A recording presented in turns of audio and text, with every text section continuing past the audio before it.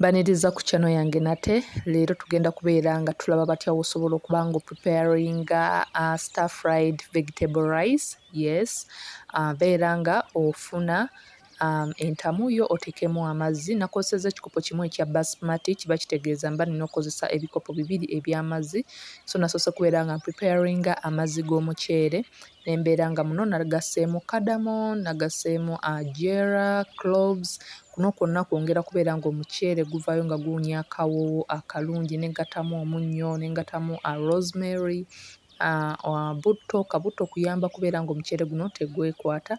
Oluvannyuma nembeera nga leka ne gatokota, then we gaba nga gayidde beera nga because kano ka rosemary kakunkumukiramu nnyo, so nsooka nemba nga akaggyako nengattamu omuceere. Kye nakozeeko kye neerabidde okukola kubeera nga omuceere ngwoza, okubeera nga ngezaako gujja mu starch guleme kubeera nga gwekutte nnyo. So please teweerabira kubeera nga ogwoza, guleme kuvaayo nga gwekutte nga guli mu starch oyo. Ka rosemary okazaako n'obeera nga ofumba paka nga bw'otyo bw'olaba. Twagala omuceere nga gukalidde bulungi nnyo ddala. So amazzi g'olaba nga gali cloudy, it is because neerabidde okubeera nga omuceere ngwoza. So please teweerabira okubeera nga ogwoza. Osobola okubeera nga okozesa omuceere gwonna ogwa bulijjo gw'oba oyina. Then oluvannyuma wano mbeera nga omuceere ngutransferringa wali mu pan endala eyeeyawulidde, nembeera nga nteekako butto, then wakyamuka n'obeera nga okozesa eggi. Nakozesezza gano amagi gaffe amaganda because galina kakala ako akalungi, but n'eggi eryaffe erya bulijjo lino likola. Nayagadde nfune kala eyo ey'eggi lino because of the yolks. Beera nga osizoninga n'omunnyo ne pepper. Osobola okubeera nga okozesa other vegetables ez'enjawulo. Oli wa ddembe okubeera nga oskipinga eggi eri gw'atagirya, n'obeera nga okozesa other vegetables endala ez'enjawulo. Something good about this rice nti asobola okubeera muceere ogwasuzeewo gw'osobola okubeera nga preparinga ng'omukozesa mu this recipe.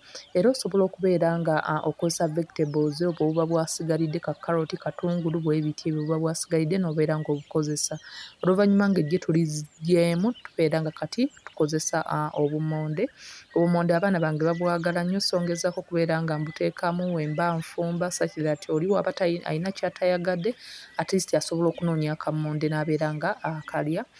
So mbeera nga nkozesa obumonde, but osobola okubeera nga okozesezza nnyama, osobola okubeera nga okozesezza other things by'oba osazeewo okwagala. Esobola okubeera nkoko, kisobola okubeera ekibumba, kyonna ky'oba osazeewo okubeera ng'okozesa. So muno mbeera nga ntandika okuteeka mu kabutto. Obumonde buno tubwagala nga buuyidde bulungi, so oyiwamuko okutuuza otutono n'obubikkako paka nga olaba nti bwonna buli ready, butandise okubeera nga bujja bulungi nnyo. Then obeera nga muno seasoninga n'omunnyo ne pepper, then n'obeera ng'ogattamu carrot gy'oba wasazeesaze mu butono oba mu bw'oyinza okuyita cubes, then n'obeera nga otabulamu because carrot zino teziringa nga vegetables ezisigadde, zitwalamuko time okubeera nga zibeera steamed bulungi nnyo. So zisobola zifumbye wakati w'eddakiika nga 5 because zitwalamu kaakadde. Then n'obeera nga oteekamu ka garlic, katungulucumu, woba obadde oyinamu akatangawuzi nako n'obeera nga ogattamuko akatonotono. Bino byonna kubeera ng'ospicinga nakubeera ng'oflavoringa omuceere gwo guno guveeyo nga guli so yummy, nga gutestinga bulungi ate nga guwunya bulungi. So ogenda mu maaso wano okubeera nga otabulamu, then oluvannyuma tugenda kubeera nga muno tugattamu omuceere. This rate omuceere oba waguggyeeko dda n'ogubeera nga wagutadde ebbali nga ku tray ng'awo ne gubeera nga guwola, then at this rate obeera ng'oguteekamu. Bwe guba nga muceere ogubadde gwasuzeewo era at this rate obeera nga kati ogugattamu, then osobola okubeera nga okozesa bell peppers ez'enjawulo. Nabadde ninamu green pepper yekka era gwe nakozesezza. But osobola okubeera ng'okozesa kawo, osobola okubeera ng'okozesa kasooli oba corns, osobola okuba nga okozesa french beans, okozesa ebijanjaalo, kyonna ky'oba osazeewo okubeera nga okozesa. Then oluvannyuma tubeera nga wano tugattamu amagi gali ge twasiise ne tubeera nga twasoose ne tuggyamu ne tugateeka ebbali. So kati at this rate obeera nga ogateekamu, ngezaako okubeera nga ngamenyamenyamu such that gabeera sprayed bulungi nnyo mu mmere nga geemixinga galeme kubeera nga eggi lyonna liri wamu.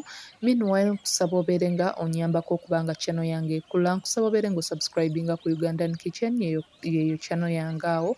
Buli wonyiga awo ojjaawo n'obeera nga onyiga kadde ako ku subscribe, then bw'omaliriza kiba kitegeeza omaze okusubscribinga, ddamu onyigewo ojje wano wansi onyige ku all, kiba kitegeeza otanize on your notifications era ojja kubeera ng'obeera notified olwemba nga ntaddeyo video, obeere nga YouTube ekunotifyinga nti kati waliyo video empya ojje obeere ng'olaba.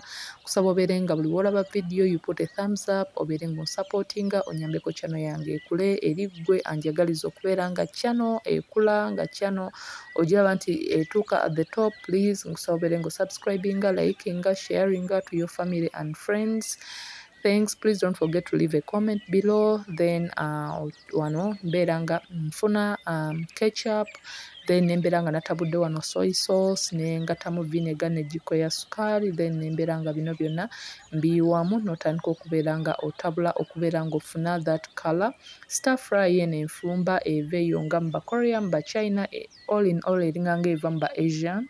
So tutera nnyo gikozesa mu nnyama, mu miceere, mu macaroni, mu noodles, but yeah osobola okubeera ng'ogikozesa mu byokulya eby'enjawulo, mu vegetables ez'enjawulo, ate nga like ewa kakala akalungi ne taste ennungi okusinziira ku biki by'oba okozesezza.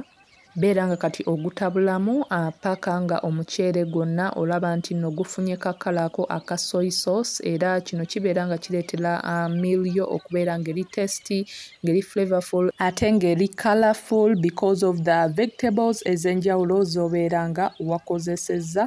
Mu ddakiika nga 5 obeera nga omaliriza omakinga sure nti n'ofumbira ku muliro mutono nnyo, era nga kati nga bw'oti bw'olaba meal yo oba lunch box yo ebeera eri ready within 20 minutes obeera nga omaliriza okuba nga ofumba. Yeno engeri gye nasavinzeemu n'abadde nabekingiddeko a whole chicken, era ne tubeera nga twenjoyinze lunch yaffe ne family yange. Nagisavinze mu ngeri ya platter bw'etyo. Yes, osobola okubeera ng'osavingirako ka juice akawoomu, n'obeera ng'osavingirako any side vegetable nga you are good to go. Please subscribe, like and share. Let me know what you think about my recipes in the comment section. Kusaba obeere ng'ogenda maaso kunfollowinga on my other social media platforms, Snapchat, Ugandan Kitchen, TikTok, Ugandan Kitchen. Please don't forget to share, like and subscribe. Until next time, thanks for watching.